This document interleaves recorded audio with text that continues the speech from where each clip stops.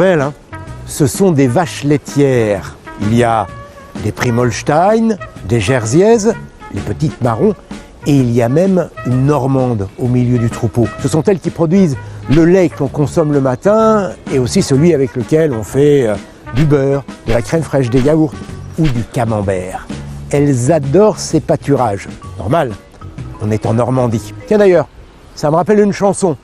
Les vaches rousses dans les champs sur lesquels tombe la pluie et le bon cidre doux made in Normandie. La ferme! Oui, je sais, on y va à la ferme. Mais avant, on en profite. En France, il existe 17 races de vaches laitières qui ont des noms adorables. Il y a la Bleue du Nord, la Jersiaise, on l'a dit, la Montbéliard, l'Abondance, la Tarentaise, la Pie-Rouge, la Rouge Flamande, la Simmentale, j'en passe. Et puis bien sûr, la Primolstein qui représente le plus gros troupeau. Ces vaches produisent plus ou moins de lait, un lait plus ou moins riche, plus ou moins gras, tout dépend ce que l'on fait avec.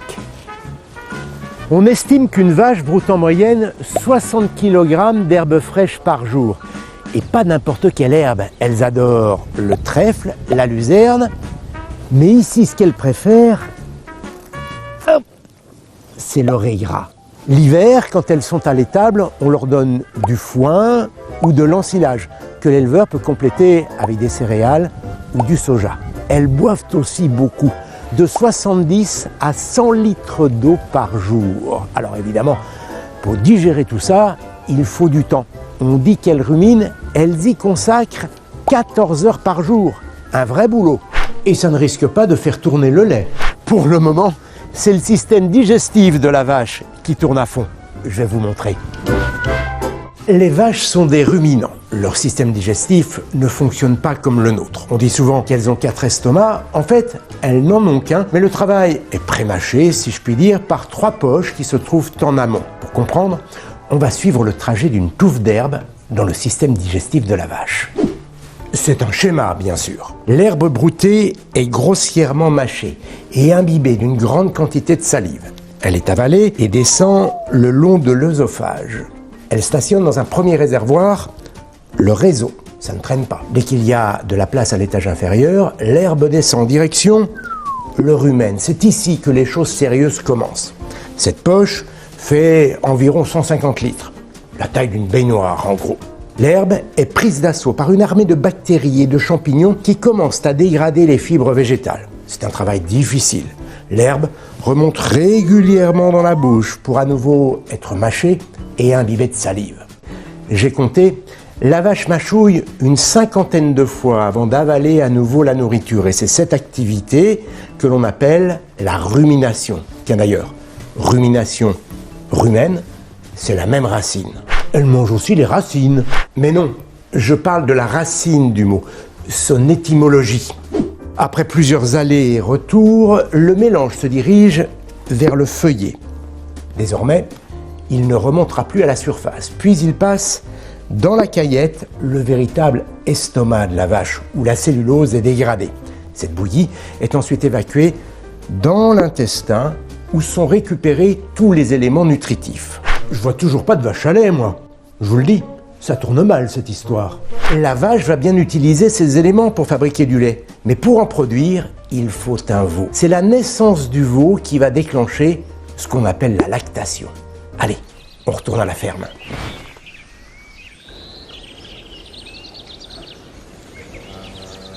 Dans les 12 heures qui suivent sa naissance, le veau va boire le lait de sa mère. Celui-ci est né ce matin. C'est un lait très riche qu'on appelle le colostrum. Ce lait, produit par la vache durant les premiers jours, n'est pas consommé par les humains, mais il est indispensable au veau pour qu'il fabrique ses défenses naturelles. Et il en a bien besoin. Ensuite, une petite semaine après sa naissance, il est séparé de sa mère, nourri au biberon, avec son lait, puis peu à peu apprend à manger des aliments solides, comme de l'herbe et du fourrage, au milieu des autres veaux de la ferme, avec qui il grandit. Et pendant ce temps, la vache produit du lait. Comment fait-elle ? La vache possède un pie et 4 mamelles, et non l'inverse, qui se prolongent chacune vers un treillon. 1, 2, 3, 4. D'où l'expression « se mélanger les trayons ». Non. Les crayons, je crois. C'est une hormone qui déclenche la fabrication du lait. Les cellules de chaque mamelle utilisent les nutriments récupérés dans l'herbe et véhiculés par le sang pour fabriquer le précieux liquide. Elles se gorgent de lait comme une multitude de petites éponges. Il est alors temps de traire la vache. Mais les mamelles ne libèrent pas le lait sur demande, c'est beaucoup plus délicat. C'est encore une hormone qui déclenche le mécanisme. Quand on laisse faire la nature, c'est le museau du veau qui, en jouant avec le crayon, déclenche la production de cette hormone, l'ocytocine, celle de l'attachement. Quand elle arrive au niveau des cellules, elle déclenche à son tour l'écoulement du lait vers les trayons. À l'étable, c'est l'éleveur qui, en manipulant délicatement le trayon, déclenche ce processus. Oh, je crois que c'est l'heure de la traite. On va aller voir comment ça se passe en vrai.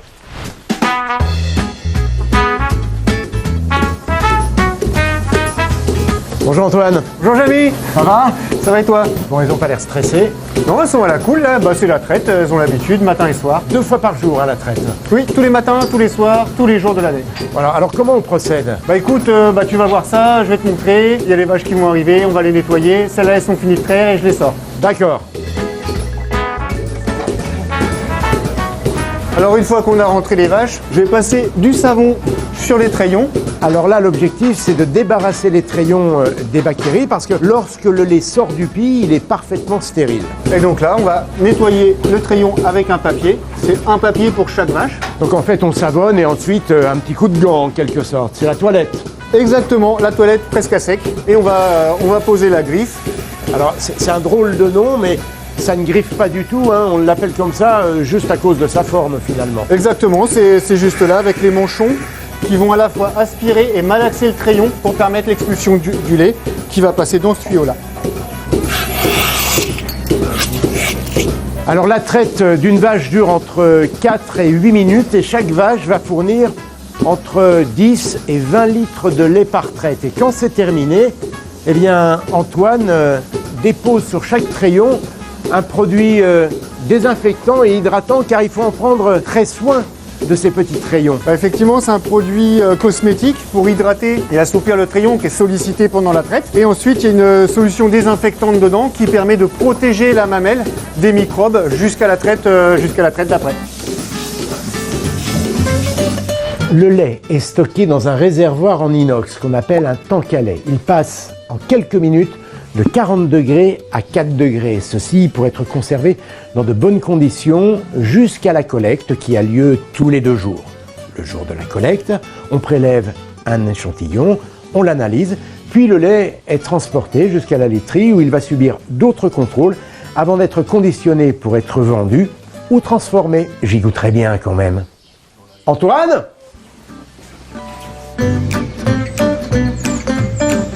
Et c'est le moment de la dégustation. Donc là, on a 2 laits, Jersiaise et Primolstein.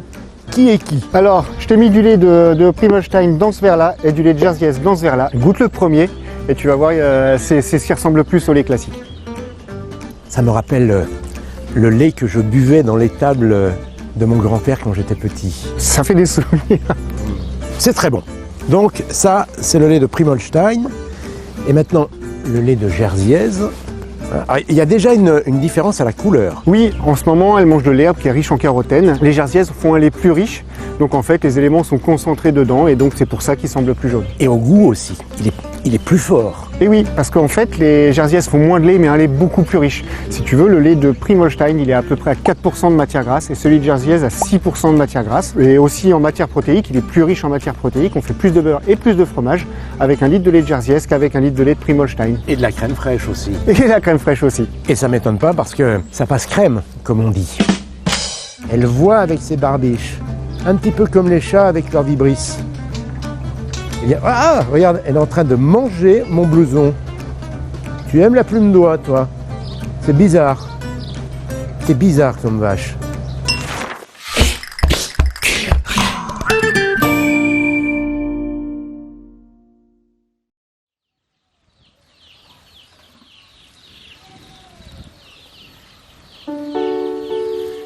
En Asie, les petits agriculteurs nourrissent leurs vaches avec du sang de riz, de blé et de la farine de maïs. Parfois, ils complètent cette alimentation avec des galettes de moutarde et des sous-produits de lentilles et de pois, mais la plupart d'entre eux ne savent pas ce que comprend une alimentation bien équilibrée. Les aliments locaux contiennent principalement des glucides et rarement des protéines, des minéraux et des vitamines. Par conséquent, la production de lait et la productivité sont très faibles. De plus, à cause de la mauvaise alimentation, souvent les vaches ne parviennent pas à concevoir, même après 2 accouplements successifs, ou deviennent entièrement stériles. Elles sont souvent faibles et n'ont pas d'appétit. Dans cette vidéo, des agriculteurs de la région centrale du Népal vont nous guider dans la préparation d'aliments équilibrés en utilisant des ingrédients locaux. Pour préparer 10 kg d'aliments équilibrés, prenez 7,2 kg de céréales, 2,5 kg de légumineuses, 200 g de poudre de minéraux et de vitamines et 100 g de sel. Mélangez uniformément ces ingrédients et donnez ce mélange à vos vaches. Donnez à vos vaches des aliments équilibrés, préparés régulièrement à partir d'ingrédients locaux et obtenez en retour une production de lait plus élevée.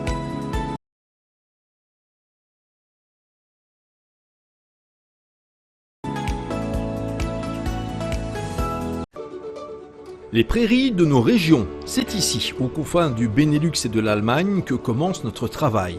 Nous voulons en effet connaître l'origine de nos animaux. C'est pourquoi le contact personnel avec nos fournisseurs est essentiel. Pie rouge ou pie noir, blanc-bleu belge ou une autre race, agriculture biologique ou conventionnelle, chaque animal est examiné et sélectionné par nos soins. C'est la base de notre entreprise familiale, aujourd'hui de 3e génération.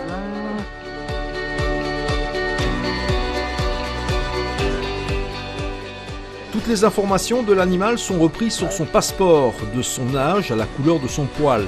Qualité, sécurité et transparence de la prairie à l'assiette, ce sont les maîtres mots de Pema Milk Group.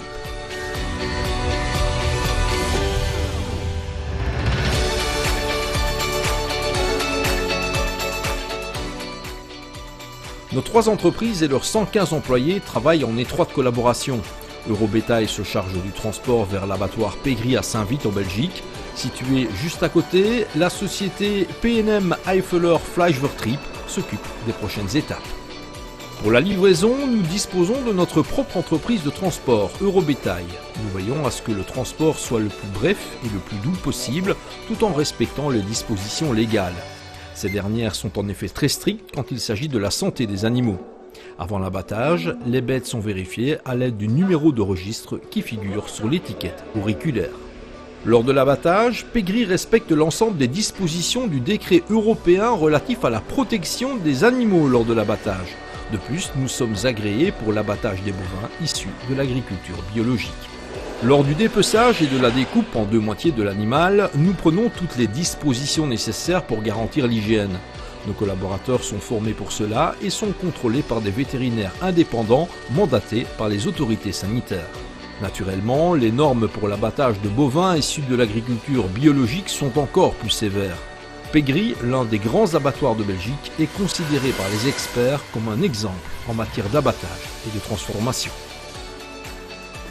Les vétérinaires mandatés par les autorités surveillent l'entièreté de l'abattage, de la livraison à la découpe et décident de l'introduction ou non de la viande dans la chaîne alimentaire. La sécurité alimentaire est en effet notre première priorité. Les demi-carcasses sont vérifiées par des inspecteurs officiels. Ils évaluent la qualité de la viande, déterminent sa classe commerciale et la munissent d'une étiquette. Chaque étape est consignée de manière électronique afin d'assurer la traçabilité du bovin.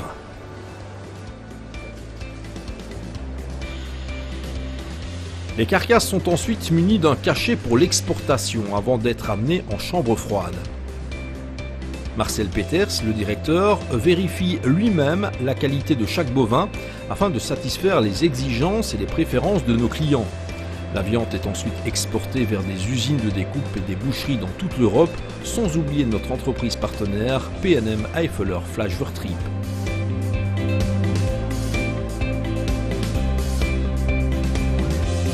Ici aussi, la viande est constamment surveillée. La prise régulière de la température et d'échantillons fait partie de la routine. Nous garantissons le respect des normes les plus strictes en matière d'hygiène et de sécurité alimentaire et assurons la transparence la plus complète envers les vétérinaires et autorités de contrôle. Nous le savons, quand il s'agit d'un sujet aussi sensible que la viande, qualité et confiance sont indispensables. Cela vaut également pour notre usine de découpe P&M. Notre système d'autocontrôle nous garantit la traçabilité de la viande et le respect de la chaîne du froid depuis l'arrivée des marchandises jusqu'à leur livraison. Pour se rendre dans le hall de découpe, nos collaborateurs sont obligés de passer par un sas d'hygiène. L'immense majorité des bactéries et autres germes restent donc à l'extérieur. Grâce à un système de tapis roulant, nous découpons annuellement 8000 tonnes de viande, dont 80% de bœuf et 20% de porc. Afin d'éviter toute contamination, nous disposons de 2 circuits de découpe et de production distincts.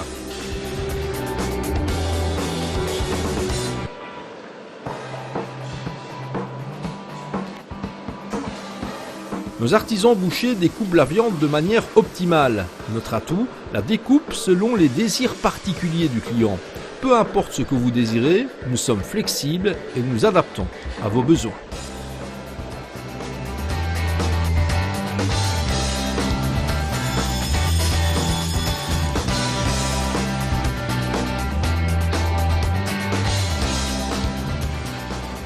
Pour l'emballage aussi, nous sommes flexibles et respectons les souhaits de nos clients.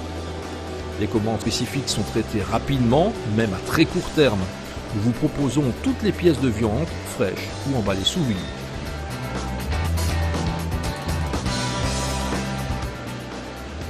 Notre entrepôt est entièrement digitalisé. Nous pouvons tracer chaque caisse et surveiller chaque livraison du début à la fin. Ici aussi, la sécurité alimentaire est notre première priorité.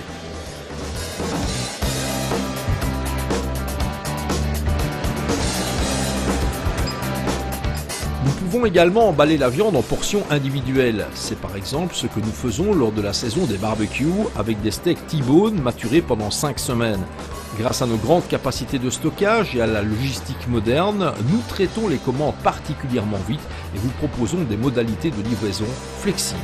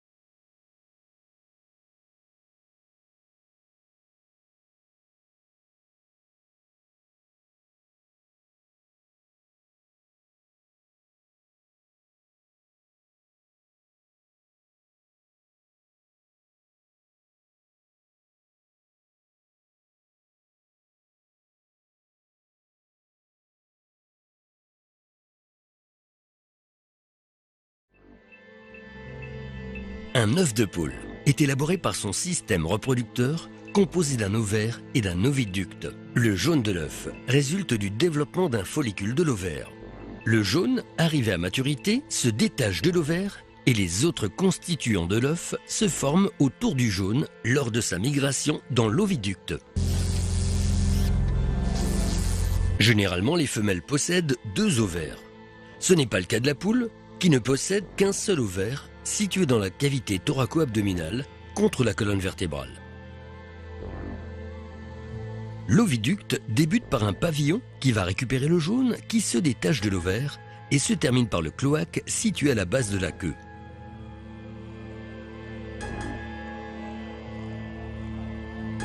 Avec la maturité sexuelle, l'ovaire et l'oviducte se développent considérablement. Étonnement, ils n'occupent qu'un tout petit volume à l'intérieur du corps de la poule. Par contre, lorsqu'on le déplie, l'oviducte peut s'étendre sur plus de 61 cm. Il comporte 5 parties distinctes: l'infundibulum, le magnum, l'isthme, la glande coquillière et le vagin. Les nutriments provenant des aliments doivent être bien équilibrés et de bonne qualité, car la constitution de l'œuf, et donc sa qualité, en dépendent totalement. L'œuf est constitué d'un tiers de protéines, d'un tiers de graisse et d'un tiers d'eau. En période de ponte, l'ovaire de la poule présente des follicules de taille différente. Le follicule le plus développé se détache. Il constituera le jaune de l'œuf pondu le lendemain. Et chaque jour, le même phénomène se reproduit.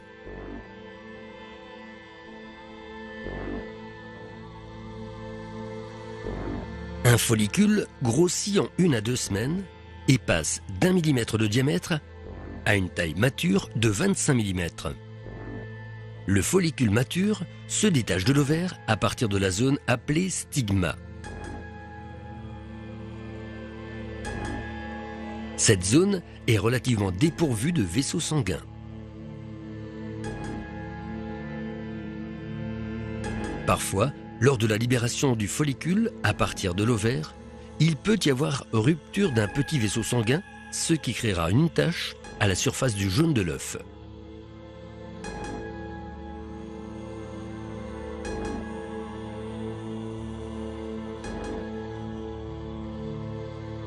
L'infundibulum constitue la partie supérieure de l'oviducte.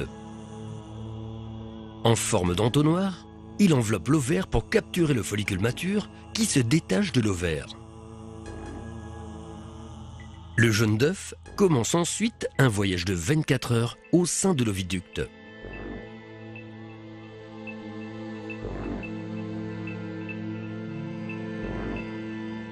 Lorsqu'il y a fertilisation de l'œuf, elle a lieu ici, dans la partie supérieure de l'infundibulum. Ensuite, le jaune va s'entourer progressivement d'une couche d'albumène, qu'on appelle également le blanc de l'œuf.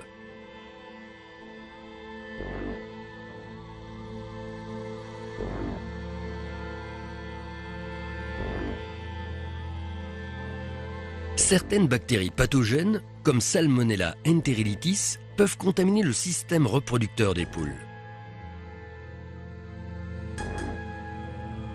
L'œuf peut alors lui aussi être contaminé lorsqu'il n'est pas encore protégé par sa coquille, ce qui pourra entraîner des pathologies chez celui qui consommera l'œuf.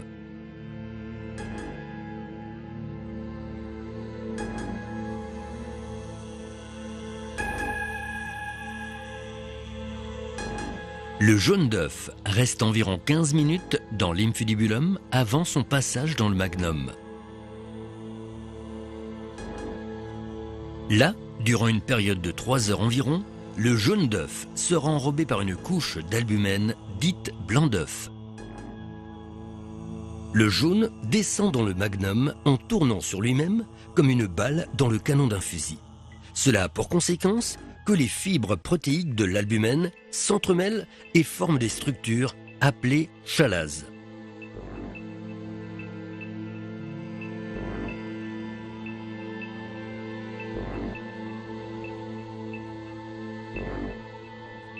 Ces chalases, situées à l'avant et à l'arrière du jaune, servent d'amortisseur et limitent les mouvements du jaune à l'intérieur de l'œuf.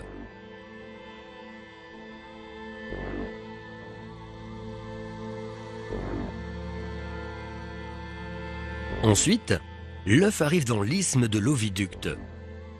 À ce niveau, la membrane de la coquille se forme. Cette membrane est constituée de protéines.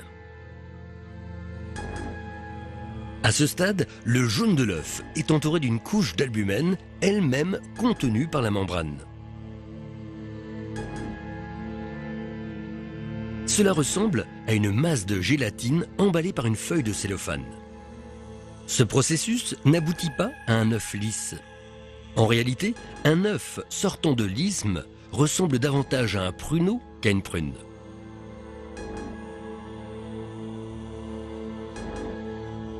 À ce stade, l'œuf partiellement formé entre dans la glande coquillière. C'est à cet endroit que la coquille va se former pendant les 20 prochaines heures. Tout d'abord, une fine couche d'albumène est sécrétée. Cette couche, principalement composée d'eau, se déplace par osmose à travers les deux membranes de la coquille. L'œuf prend alors sa forme finale.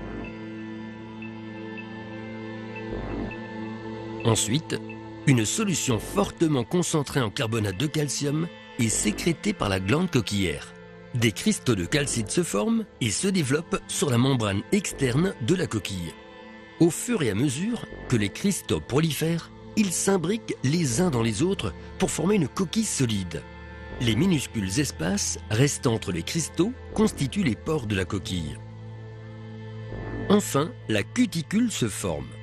Il s'agit d'une couche de protéines particulière qui permet les échanges gazeux entre l'intérieur et l'extérieur de l'œuf via les pores de la coquille, mais qui protège l'œuf des agressions bactériennes.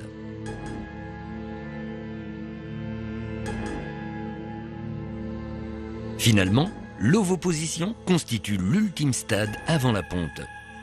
L'œuf est retourné d'un coup léger grâce à la contraction de l'utérus.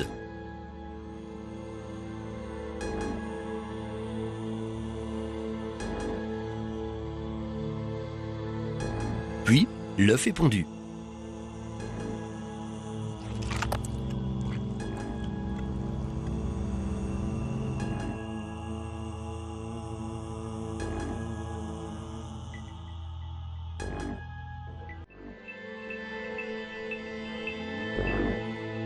Au moment de la ponte, le contenu de l'œuf remplit complètement la coquille.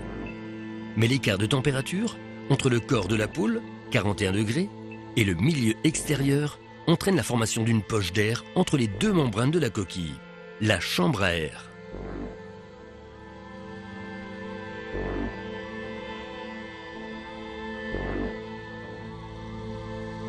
Si l'œuf a été fécondé, le poussin se servira de cette chambre à air pour respirer.